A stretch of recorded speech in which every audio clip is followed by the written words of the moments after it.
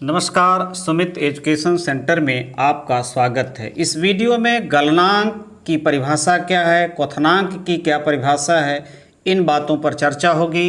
तो पहले देखिए गलनांक, जिसे अंग्रेजी में मेल्टिंग पॉइंट कहते हैं, की परिभाषा। कोई पदार्थ जिस न्यूनतम तापमान पर ठोस अवस्था से द्रव अवस्था में परिवर्तित होता है उसे उस पदार्थ का गलनांक कहते हैं।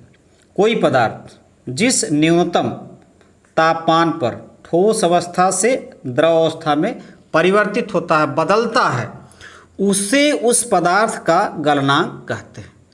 मान लेते हैं बर्फ़ लेते हैं, क्या लेते हैं, बर्फ़ लेते हैं, और बर्फ़ का गलनांक क्या होता है, 0 डिग्री सेल्सियस। यानी बर्फ़ 0 डिग्री सेल्सियस टेम्परेचर पर जल में बदल जाता है।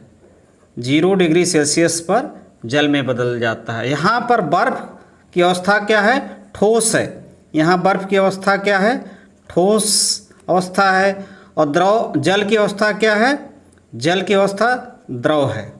तो यहाँ पर बर्फ़ जो ठोस से किस में बदल रहा है, द्रव में बदल रहा है, जल में बदल रहा है। तो यह जो परिवर्तन है वह किस टेम्परेचर पर हो रहा है, किस तापमान पर हो रहा है, 0 डिग्री सेल्सियस। इस प्रकार बर्फ़ का गलनांक कितना हुआ, 0 डिग्री सेल्सियस। अब देखिए क्वथनांक, जिसे अंग्रेजी में बॉइलिंग पॉइंट कहते हैं। क्वथनांक क्या होता है, कोई पदार्थ जिस न्यूनतम तापमान पर द्रव अवस्था से गैस अवस्था में परिवर्तित होता है उसे उस पदार्थ का क्वथनांक कहते हैं।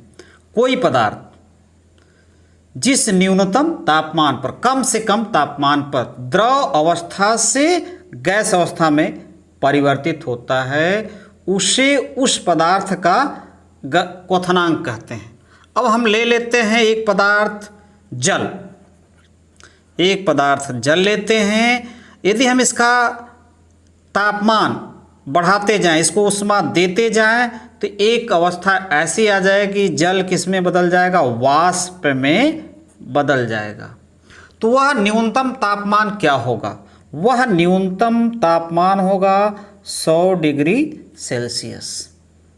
यहाँ पर जल किस अवस्था में है, द्रव अवस्था में, वाष्प किस अवस्था में है, गैस अवस्था में है।